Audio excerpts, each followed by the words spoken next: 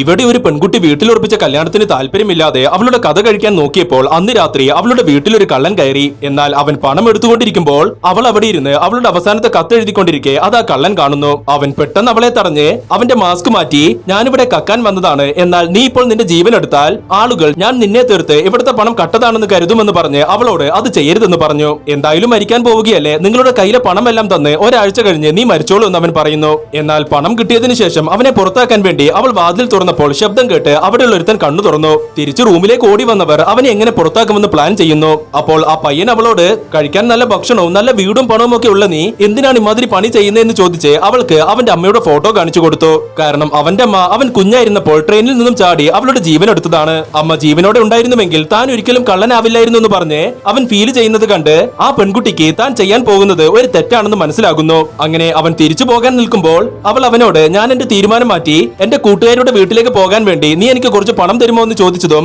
അവൻ അവൾക്ക് അവന്റെ കയ്യിലെ പണം മുഴുവൻ കൊടുത്തു. ഇത് കാരണം അവർ രണ്ടുപേരും പരസ്പരം ഇഷ്ടത്തിലാകുന്നു.